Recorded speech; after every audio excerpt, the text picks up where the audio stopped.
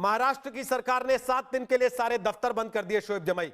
दिल्ली की सरकार ने जिम बंद करा दिए, स्विमिंग पूल बंद करा दिए, सिनेमा घर बंद करा दिए, मॉल वालों को भी ताकीद की। सब कुछ, सब जगह तालाबंदी हो रही है, लेकिन धरना चलता रहेगा। क्यों अड़े हैं आप लोग इस पर?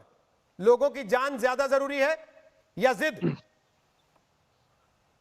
रोहित जी, सबसे पहले आपका और आज तक का बहुत बहुत शुक्रिया कि आपने इस मुद्दे पर हमें बात रखने का मौका दिया है।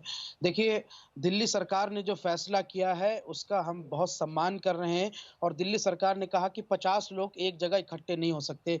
इसलिए हम लोग तमाम जो प्रदर्शनकारी हैं हिंदुस्तान में जो आंदोलन चल रहे हैं उसमें ये तय हुआ है कि भाई 50 लोग नहीं होंगे बल्कि 40 लोग एक जगह इकट्ठे होंगे और 10 मीटर की दूरी पर फिर दूसरा जत्था इकट्ठा होगा।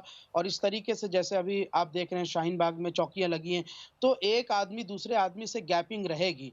तो वो दिल्ली की जो सरकार के जो फैसले थे उसी के अंतर्गत ये काम किया जा रहा है। एक जगह 50 से ज्यादा आदमी नहीं कहीं इकट्ठा आपको मिलेगा। शाहीन बाग क्या, पूरे हिंदुस्तान में जो शाहीन बाग चल रहे हैं वहां कहीं पर भी इस तरीके से नहीं मिलेगा। ये प्रिकॉशन लिया जा रहा है, लेकिन चूंकि आंदोलन इतना बड़ा है और एक बड़े कॉज के लिए किया जा रहा है, तो मुझे लगता है ऐसी छोटी मोटी चीजों से घबराने की जरूरत नहीं है। छोटी मोटी चीज है, आपको लगता है छोटी मोटी चीज है जिसमें पूरे के पूरे देश लॉकडाउन हो गए हैं, जहां हजारों लोगों की मौत हो गई है, लाखों लोग उस बीमारी के शिकार हो रहे हैं और बीमारी दुनिया भर में फैल रही है, पैंडेमिक की उसको संज्ञा दी गई है।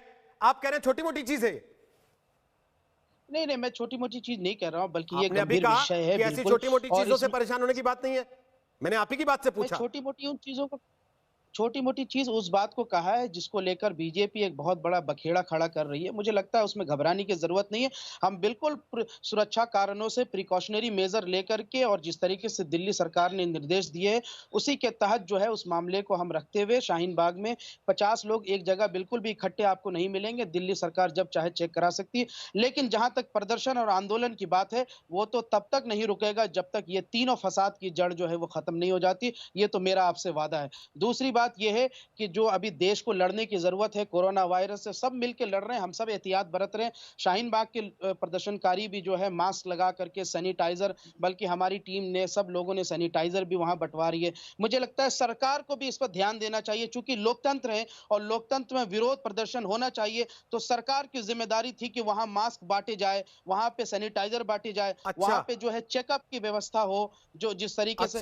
तो देखिए, एक सैलरी ना बांध दे सरकार वहां पे हर दिन बैठने वालों की, कि इनको मासिक तनख्वाह देते हैं हम लोग जो धरना दे रहे हैं वहां पर बैठकर। नहीं। सरकार ने आपको नौकरी पे रखा है क्या धरना देने के लिए? दफ्तरों में बांट रही है सरकार, जहां सरकारी दफ्तर में कर्मचारी आता है नौकरी करने के लिए। लेकिन आप अगर धरने पर बैठेंगे तो यह भी उम्मीद करेंगे कि आपको फिर पेंशन भी बांध दी जाए और जीवन बीमा भी करवा दिया जाए साथ में तनख्वाह के। नहीं, मुझे लगता है सरदाना जी, आपने शायद देश के लोकतंत्र को नहीं समझा है। पूरे हिंदुस्तान के दुनिया में मैंने लोकतंत्र को बहुत अच्छे से समझा है, इसीलिए आपसे पूछ रहा हूं। डेमोक्रेसी आपको इससे कोई फर्क नहीं पड़ता अगर बीमारी फैल जाए, आपको कोई फर्क नहीं पड़ता कि आप वहां से एक पीड़ित होकर दरभंगा पहुंच जाएं, नागपुर पहुंच जाएं, किसी चौथे शहर में पहुंच जाएं और वहां पर भी वो फैल जाए संक्रमण, जैसा आप लोग कर रहे हैं अभी? नहीं।